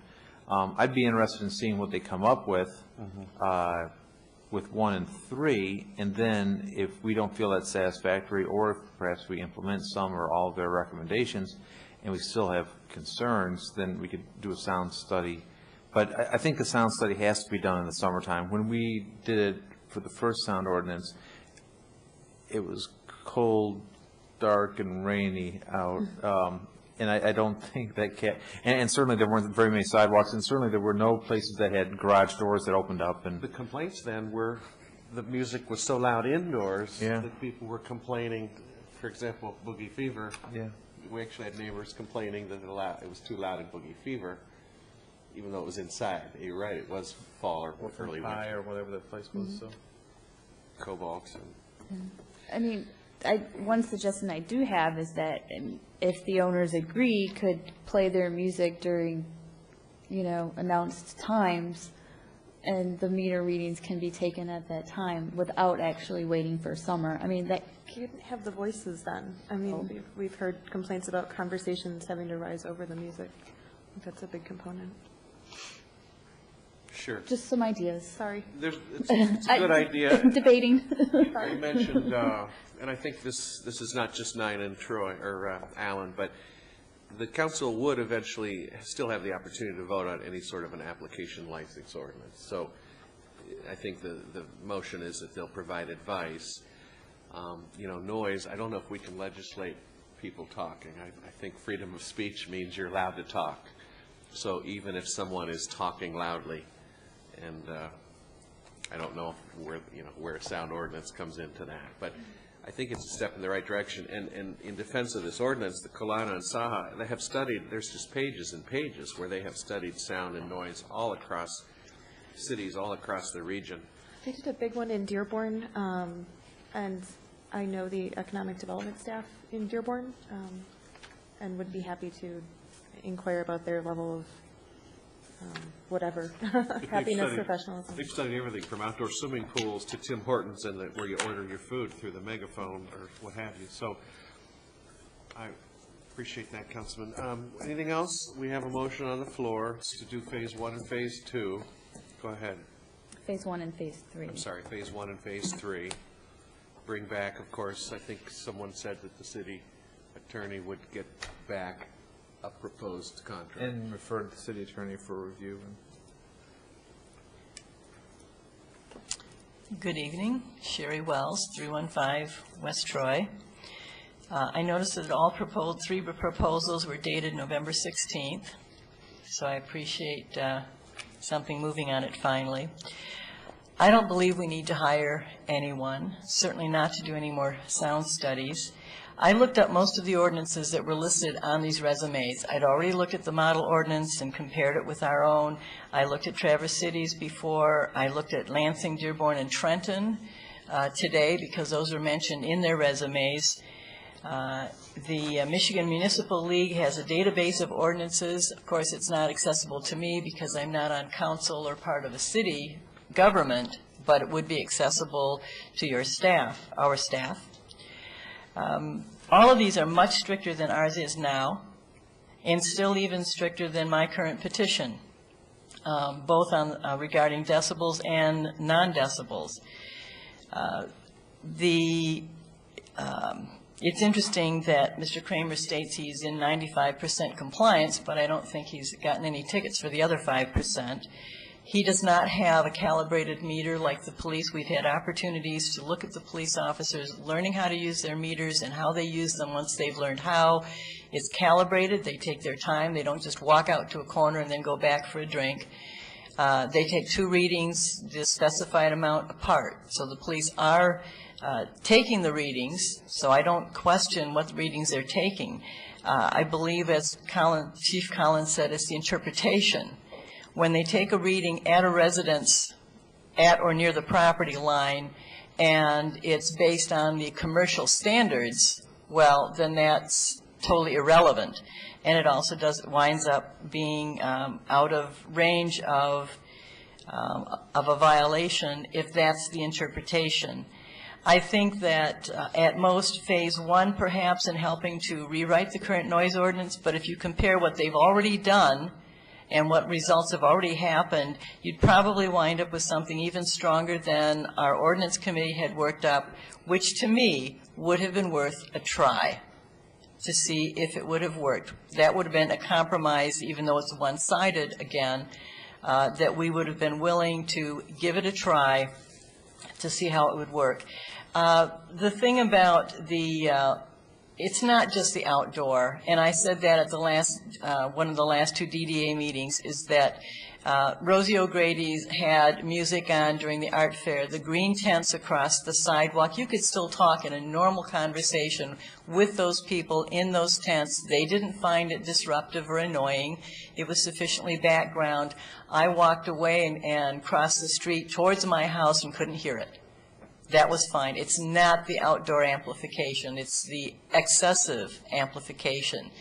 And right now we have bass still coming through my house. If you remember, it was in February when my daughter came to council saying that she couldn't sleep because it was booming into the walls, booming to the ground. I don't know how you measure that, but we have measurements that the police have made. 60 decibels C weight in my living room when it was reaching into the bedroom beyond that in the middle of a Sunday afternoon, and that was too loud. So I think what we need, and I don't even think you need to hire anyone else to provide professional advice regarding potential amendments.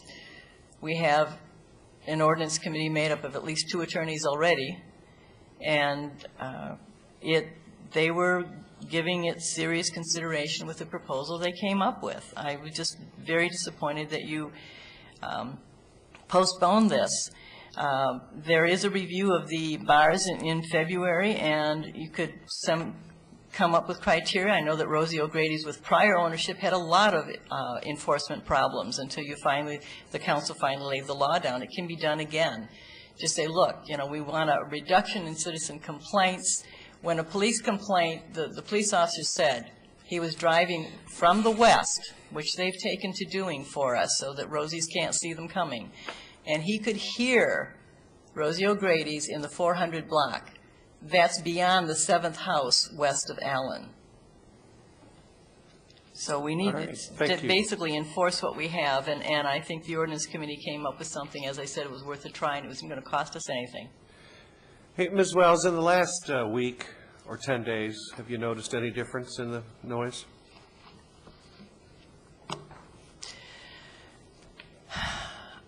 I have taken, since July 14th, I'm sorry, just in the last week or 10 days, so. to calling the police when it is disturbing. Okay. And there was one night I called about 11:30 when it had been going for at least 2 hours, and I understand the next morning my daughter said, yeah, she called at 1:30 This past in week? the morning. That was one particular night. But I called, sometimes it's on a Sunday night, middle of the night, and sometimes we get Sunday nights are peaceful, and then sometimes it's a Monday night. There's no prediction. Yes, it's still going on. We don't have the last week you've noticed it still? It's the Because he's disconnected all of the outdoor speakers. The booming bass through the ground and through the walls is still a problem for us and our neighbors. We don't have the loud outdoor customers shouting over the music. Thank you. I appreciate that. Yeah, a week ago I was at Rosie's, and he has disconnected all of his outdoor speakers. So I just wondered if that helped, but it sounds like it didn't help. It didn't help you at all. Anything else? All right. Would you mind reiterating the motion on the floor, Madam Clerk? Not at all. The motion is to accept the proposal from Colano and Saha Engineers, Inc. for Phase 1 and Phase 3 as presented in City Manager Bruner's memo, and refer the agreement to the City Attorney for review. Does that sound right, right. Councilman? It's been seconded as well. Discussion final? Madam Clerk. We just did that. Where you been? Council members Baker? Yes. Galloway? Yes. Lennon? No. Piana? Yes. And Mayor Covey. Yes, the motion passes 4-1. Thank you. Next item, Madam Clerk. We have council liaison reports, if any. Council liaison reports, if any. Mr. Bruner, what you been up to here? Nothing. Any of those organizations? Nothing from me tonight, Your Honor. Thanks. Okay. No one else? Councilwoman Piana, sometimes you have a note or a comment for us. Anything? Councilwoman Piana, maybe on the WA3? Oh, on the yes. Transit Task Force? Thank you.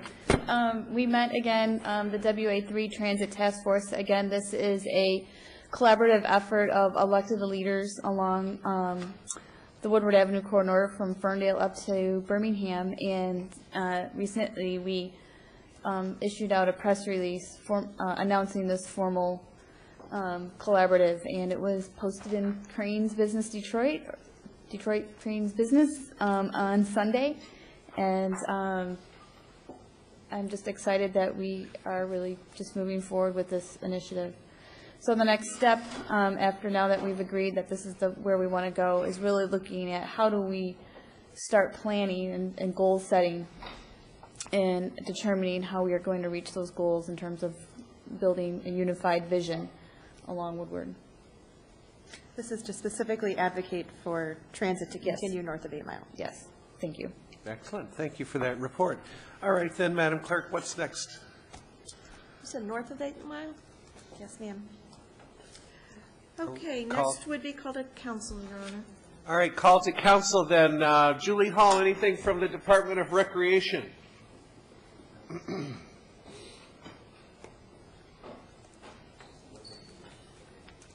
Just a couple items. One, I wanted to congratulate Jill Stricker. Those of you that were at the Chamber Gala on last Thursday, Ferndale Recreation won the Best of Ferndale Award for the Hilton Fall Festival, and she was our point person, and I inadvertently left her off my thank you list.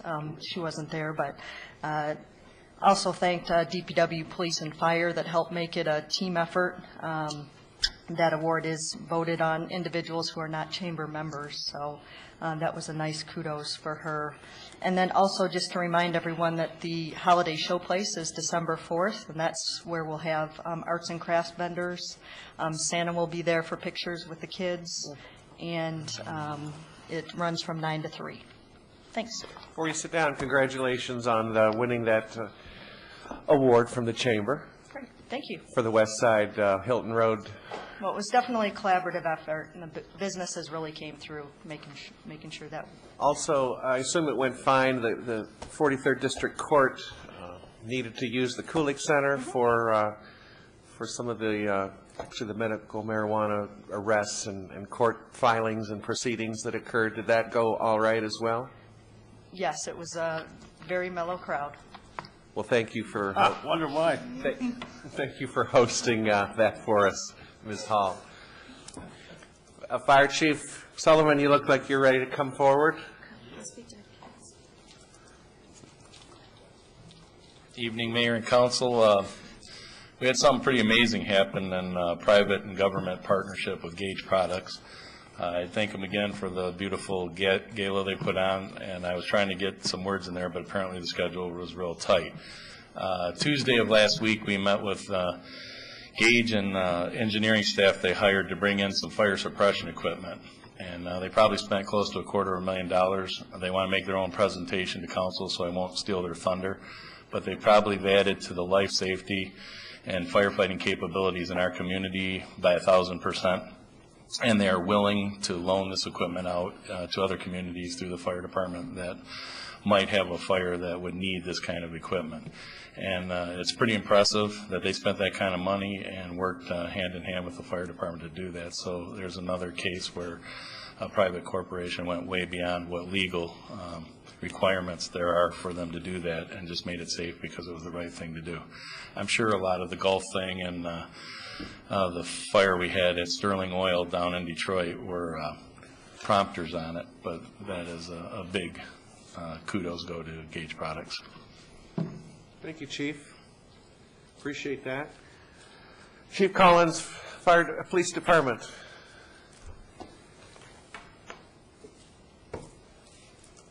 Good evening, Mayor and Council. First, I'd like to thank you for the approval of the contract. We're glad that's out of the way.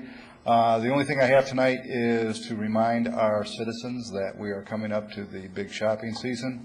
This is the time of year that we want folks to be very conscious of what they do, where they do it, particularly when they're shopping, where to put their the things that they buy. It's best to obviously take them, lock them in the trunk out of sight of any passers-by. We'll again begin to experience those type of crimes in this season. So as a warning to everybody, or as a reminder, everybody, please be very conscious of what you're doing and where you're when you're in your shopping mode. Thank you. Chief, this Wednesday, they say now that the Wednesday before Thanksgiving is the busiest night of the year for nightclubs, pubs. We'll be watching for... It's a toss-up between this one and Councilman Lennon. Can you possibly Somewhere think? around March, that particular There's date? another one in March. Yeah, there's 2 Oh, days. yeah. But this is, That's there's a the holiday competition. in March. Yeah. But yes, we are very conscious of that. That Wednesday night is the big bar night. We actually put out extra details for that, and we have for many years. We recognize that this is particularly younger people that are home on college furloughs, and we want everyone to be safe. But again, we also want to keep the peace, so we do have extra patrols out on Wednesday night. Do not drive. Do not drink and drive. That's If you correct. drink, do not drive. If you drive, do not drink. That's the message. And All with right, the new sir. laws, you really don't want to get caught the first time, because now it's terrible. What the, They what nail the, you. I have a question for the chief as well, through the chair. I got an email today from the Wayne State Police. They're required by law to report out on certain crimes that happen on campus. And I wondered if you'd heard about anything like this. There was apparently a student at Wayne who had responded to a Craigslist ad to purchase an iPhone or a cell phone or something. And when he went to meet someone to make this exchange of cash for iPhone, was robbed at gunpoint, basically. It was clearly not the deal he thought it was. And the Wayne State Police suggested that if people want to buy things like this on Craigslist, that they propose a meeting at somewhere that's open 24/7, like a police station. I was a little bit surprised that the Wayne State Police would suggest that people hold business meetings in their lobby. And I just kind of wondered if you'd heard of anything going on like this and what you thought people should do to protect themselves against scams. Actually not, that I've heard that particular aspect. No, the police department is used routinely for the transfer of children. Really? When Custody folks aren't disputes getting or along for custody disputes. That happens on a routine basis. This is something new that's been evolving with, it first started out with eBay, but that really wasn't, usually it was a long-distance transaction. Now with Craigslist, we have, it can be a wonderful thing. I've never bought anything off of Craigslist, but I've seen things that I might want to buy off of Craigslist. The issue is, though, is that you don't know what and who you're dealing with many, many times. So if not a police station, if it was something that you were concerned about, so long as that wasn't abused, I think a police station is a good idea for a transfer of that, providing that it doesn't interrupt our flow of business. But again, that is a new one, but it certainly is something we would be open to if someone was not of a ilk to be selling you something legitimately. I don't think they would agree to come to meet you at the police station. That was So, sort of the point of the Wayne State Police, was that if they don't have anything to hide, they won't mind meeting in yeah. front of our I'm building. certainly open to that if folks want to do that. I'm certainly thinking that's not a bad idea. Thanks. Sorry, random question, but it was very curious to me. Random answer. Thank you. Thanks, Chief. Thank you. Okay, City Clerk. Very quickly, at the next meeting, I hope to be bringing to council the first step towards the implementation of our technology plan, which would be approval for the purchase of the server that will get the whole thing started. Super. All right. Thank you. City Manager. A few things tonight. I also want to thank and congratulate Recreation staff for the Hilton Fall Festival winning the Best of Ferndale Award from Chamber of Commerce. That recognition was great. Also want to thank the City Hall staff who have now settling into their new surroundings on the upper level of City Hall. We reopened the upper level for business a week ago and are getting the bugs worked out. So when folks visit City Hall, they'll see a brand new look. It's one public service counter as you enter the building, although at least in the short term, we still have two lines, one for community development business and the other for cashiering business, but eventually they'll be fully integrated. Want to wish Councilman Galloway happy birthday coming up on Wednesday. Again, every year. Happens every year. Also want to clarify that the regular council meetings in December are scheduled for Monday, the 13th, and Tuesday, the 28th. So the meeting that would normally have fallen on Monday, the 27th, was moved to the 28th because Monday is a city holiday. Also want to point out that Monday, December 13th, is 3 weeks from today, not 2 weeks from today, so don't show up in 2 weeks from today. We won't be here. The DDA is also requesting that the council meet with them at a special council meeting to discuss parking, and they have proposed Monday, December 20th at 6. Are council members available on that night? Can we Does give this have that? to be done prior to the holidays? This is what they've asked for. They would like it for Monday, December 20th. I was at the DDA board meeting, and I was actually the person who recommended that council and the DDA get together to discuss parking management, because it is a pretty complicated and in-depth discussion, and I think we need to dedicate some time to it collectively as a group, because it is a pretty significant change in how the city would manage it. The office or here? They're proposing having it at the community center. The community center, so. I am available that evening. I'm available. How do they contemplate this relating to whatever Bob Wilson? Well, I take it away, it's the first step. Parking management outside of any development on Withington, that is the discussion. It is not the development proposal that is currently being negotiated. This is specifically about how will the city manage its parking going forward. The DDA has made specific proposals last year during the budgeting period, and I think we need to collectively as a group really dive into how this would change operations in the city. And I think just having a 20, 30-minute discussion up here on council does a disservice to the amount of work the volunteers have put in to this parking management proposal, not only from the DDA Board of Directors, but also from the Parking Management Committee members. So I call it a 180 change in parking management in the city. It deserves attention. So if there's a quorum of us, then that has to be posted, correct? That's right.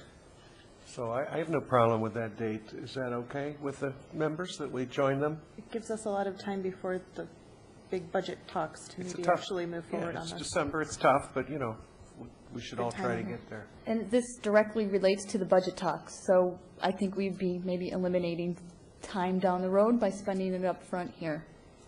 Right out. Okay, then, I will call that meeting.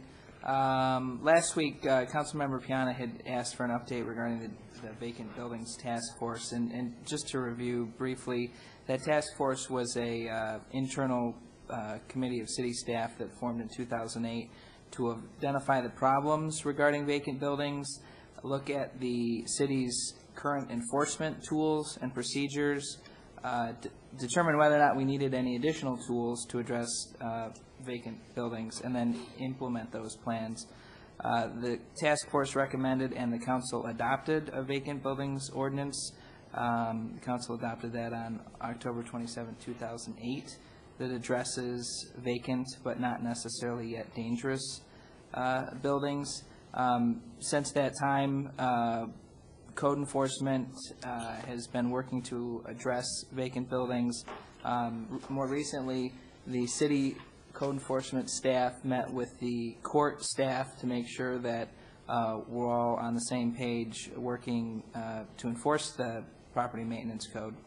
And the task force is now working on some public education and awareness efforts, because we really think that the public can be helpful in keeping an eye on these vacant homes. So the police department has prepared a draft brochure. It's not quite ready yet, but will be soon for public distribution. And these brochures, both the code enforcement officers and the police auxiliary officers who patrol the city and keep tabs on vacant properties will be able to distribute these brochures to the folks that live nearby vacant properties, so they know what to do if they see someone snooping around the place. And it's really incredible to me that people don't realize that they need to call the police if they see something suspicious happening. So that's going to be the thrust of the committee's efforts here in the short term, is getting the public aware of what they need to do to help themselves in their own neighborhoods. Also, the mayor mentioned the NSP contract earlier tonight. The developer is developing a counter-proposal to the contract amendment that the council had considered at the last council meeting. So I will bring that issue back with the additional information that the council requested once we've received that. And then last but not least, would like to wish everybody a happy Thanksgiving. Thank you. Dan Chris, City Attorney. Nothing tonight, Your Honor. Nothing further. Melanie Piana, Councilwoman. Yes, I have a couple things. One, I wanted to say I had a great time at the Chamber Gala event with City Manager Bob Bruner and Councilman Galloway and Mayor Covey. And I think we have some pretty amazing businesses and business leaders in our community. I'm really proud to be in Ferndale and use their services and businesses. So I just wanted to say congratulations to all of them, everybody who won. I also wanted to bring up something that wasn't on our council agenda tonight, but it was in a memo that the city manager submitted to council this week, and it's on the appointee performance evaluations. The city manager proposed a process which I had asked for at the last meeting, and he requested that council move the appointee evaluations to, was it January, February, because we're losing some time this Christmas holiday season, and that the city manager would be conducting the performance evaluations for all the appointees. And I wanted to throw in there and get feedback from everyone, including you, Bob, since we were unable to connect today, about doing the city manager performance evaluation first before you conduct all of the other appointee evaluations. Well, at this point, under normal circumstances, the council would conduct the city manager's performance evaluation in February. There's about 40 business days between now and February, so I don't see a lot of value in trying to jam in a performance evaluation now and just wait until February and do it then. In the meantime, the police chief and the fire chief are probationary employees. Their probationary periods end in February, so they need to be evaluated prior to that. And my thought was for me to conduct those performance evaluations and then make a recommendation to the council as to whether their probationary period end or be extended. I concur with that process for the appointees, but my proposal or suggestion is that we do yours first. And I think I prefer to do that in January, start in January. I don't know how long it's take. You've already did your self-evaluation, right? No, I haven't. You haven't? So if you can finish your self-evaluation up till Christmas, and then council can meet with you January prior to you evaluating the appointees. It's fine with me. Yeah, do you want to put that on the next agenda just to formalize it, or do you want to get a consensus? I just think a consensus, I'm okay with the consensus that would, Bob can manage that process with us. I'm okay with that. That Bob completes his self-evaluation by the end of the year, and council reviews the self-evaluation and conducts a meeting. Is it a special meeting or a private meeting? I think you can choose, right? It's both. It's a multi-meeting process. It's a multi-meeting process. And if you could outline what that process would be and your best recommendation of how to get that done before the appointees. I don't mean to interrupt you, Councilwoman, but he gets to choose whether he wants his evaluation in a public or private meeting. We can set a date, but I think you're suggesting by the end of the year, his self-evaluation is done, and then within the first half of January, the council begins its deliberations. I mean, one of the reasons I suggest this is because of the budget process earlier this year, we didn't do self-evaluations, or we didn't do a city manager evaluation. So that's why I'm proposing we do it up front before the city manager takes. Any objection? I think that's great. Okay, so, and then the other one, my last announcement is my family has someone who needs a transplant, and I'm doing a call to my friends and families and everybody who lives in Ferndale to please, if you have the time, and to become a bone marrow donor. It is one of the easiest donations you can give as a living donor, and it is a life-saving treatment for people with leukemia, lymphoma, and many other diseases. And the donations do not require surgery, and you do not have to pay to donate. And basically, it's just a mouth swab that you do at the registry center, and that's it. And you go into the worldwide database of bone marrow transplants. Oddly enough, I was at a Detroit festival like 6 or 7 years ago, the Taste Fest, and they had a tent for bone marrow transplant, and I said I was going to do it. I didn't know anybody at the time, but it was so simple, it was done in 5 minutes. So I just encourage people, if you can, to be a living donor, and you can sign up at marrow.org, marrow.org. Thank you. Thank you. Councilman Lennon. I have nothing. I want to wish everybody a safe and happy Thanksgiving. Very good. Okay. Councilman Galloway. Yeah, I just echo those sentiments. Times are tough. A lot of people are suffering, but I hope even if this year hasn't been a great year for you, you can find something to be thankful for and enjoy the holiday with friends and family. Very good. Mayor Pro Tem Baker.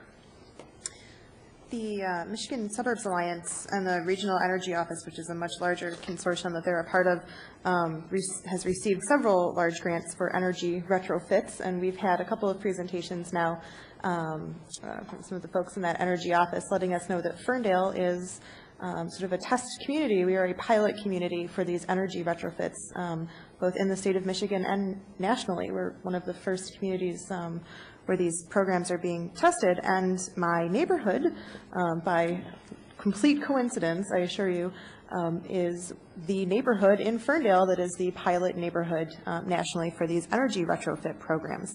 I met with Councilwoman Piana and a representative from the Regional Energy Office to talk about the program, and I had my energy assessment today. I wasn't sure what to expect.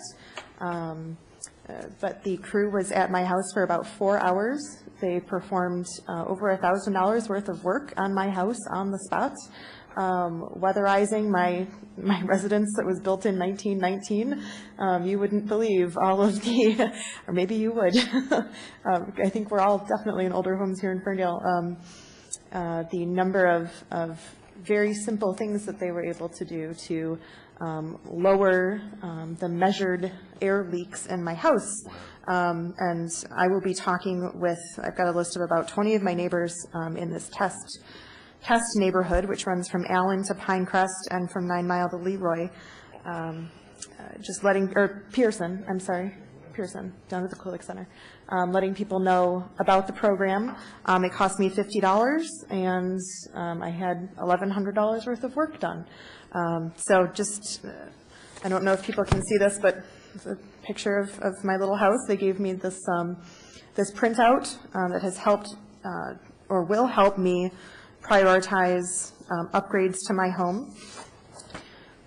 They gave me some preliminary readings about how leaky the house was. A good standard newer home with good ventilation will have a reading of 823. I don't exactly know the units.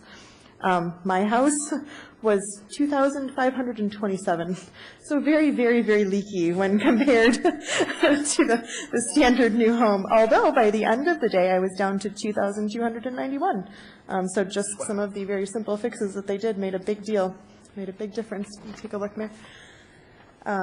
They also gave me some information, literally climbed up in my attic, looked all over the basement, looked in the little crawl space that we have on our addition, and gave me some information about the types of insulation that I have. I had no idea what was up in that attic other than dust and probably dead things. So now I know what's actually up there, what they would recommend, and how much it would cost to actually, raise my my insulation level. It was hugely helpful information. We talked about windows, we talked about insulation, we talked about my heating and cooling units. It was just a great way to help prioritize some of the improvements that I could be doing to my home. And if I so choose, they have a very low interest loan program, along with many, many federal incentives and a few state incentives as well, and rebates that would allow me to make some of these upgrades to my home at a very, very low cost. So we'll be talking at home tonight about whether or not we want to make some of these upgrades. Jeff has not seen the report yet, so be prepared. I have a report for you when I get home. Just the initial program, though, was much, much more helpful than I could have ever expected it to be. I would recommend that my neighbors get involved. The Michigan Suburbs Alliance website has the information on the Regional Energy Office. Very good. Thanks, Mayor Pro Tem Baker. All right, real quick then. Miss Chicago Pizza has opened up. I know a lot of people were excited about that. It's open on West 9 Mile. The city of Hamtramck, Michigan is about to file bankruptcy. This was in the newspaper this week. The city is considering bankruptcy and is asking the state's permission. Hamtramck, of course, joins several other cities in deep financial trouble, like Highland Park, like Pontiac, and other cities. And bankruptcy is just one choice, but they are asking, they are saying that they may be out of money by January 31st, within less than 90 days.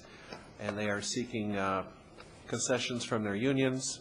All of their non-employees have taken a 5% pay cut. That sounds familiar. It's happening all over.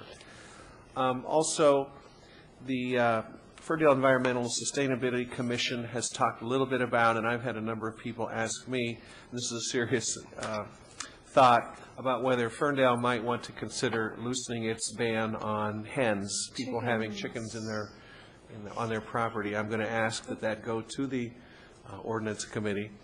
I won't probably be the mayor when it comes back, but it's something I'd like the city to consider. I think Hazel Park has lifted its prohibition on hens, and I'd be curious to find out how that is working out. Some cities have done it, some cities haven't, some cities are considering it. There are ways to keep the numbers low.